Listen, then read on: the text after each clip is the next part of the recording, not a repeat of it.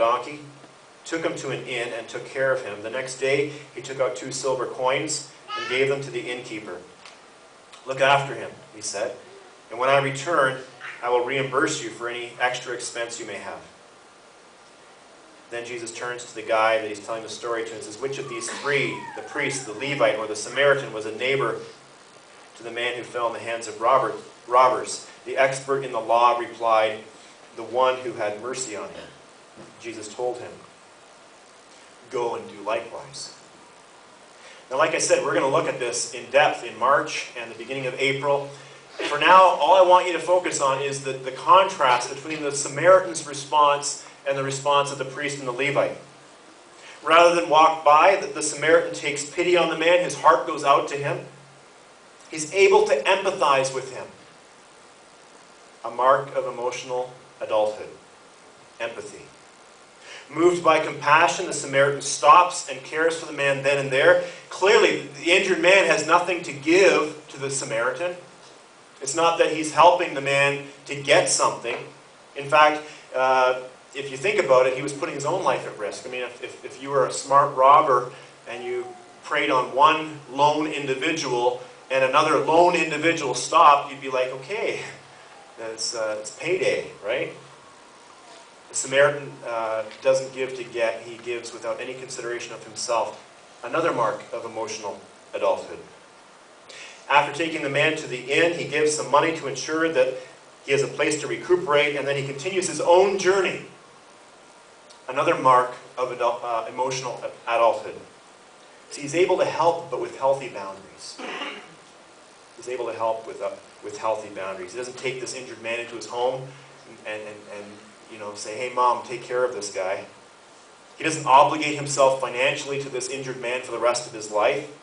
He doesn't even try to be everything for this injured man. He continues his own journey. He pulls out, after he's helped this man, his own life script, and he continues to walk and live that life script.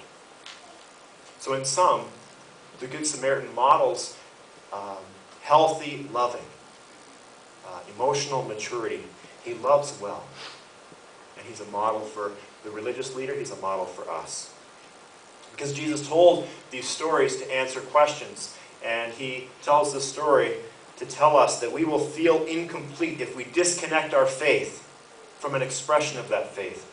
We can't live disconnected lives. We can't say that we love God and then show that we don't by the way that we treat other people. The parable of the Good Samaritan reiterates what John writes in 1 John 4, verse 8, which is this: anyone who does not love others does not really love God. How many times haven't you met somebody in this community or seen someone interviewed in the news who had something negative to say about Christians? I mean, every week I get this, right? Because there are a lot of people who use the term Christian who say they love God, but they don't show it by the way that they love others.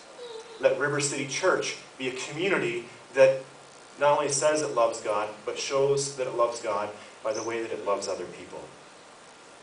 Because we will be accountable for a disconnect. Those Christians who are keeping people from Jesus Christ will be accountable for that. They will have to give an account. And for anybody here this morning who's a skeptic of what I'm talking about, or this whole Christianity thing, that should set your mind maybe not completely at ease. It should give you some hope that you're here for a reason. That you're in the right place and this is the right time. This is a heavy talk, and I'm sure that some of you are feeling strong emotion right now.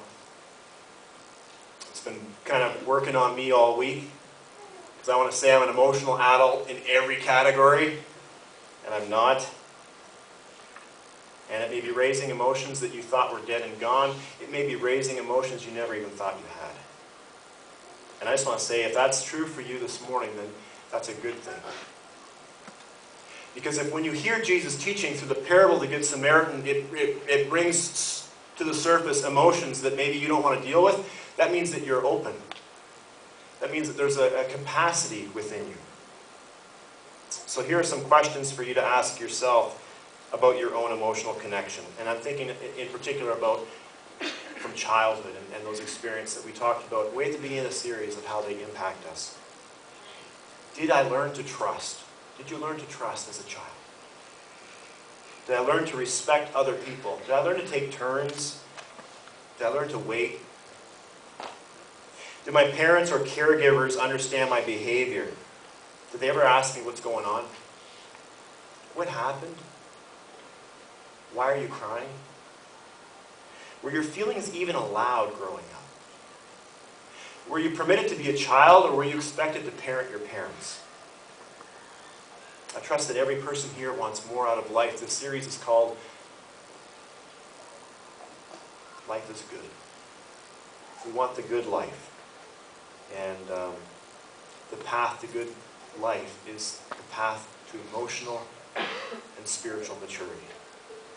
One of the greatest gifts that River City Church, one of the greatest gifts that you can give this world that you are in, is to be part of a community of emotionally healthy adults who love well.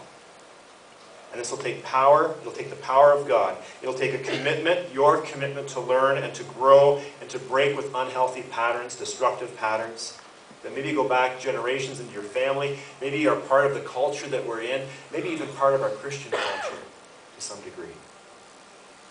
And when I speak personally and I think about how much work this will take in my own life,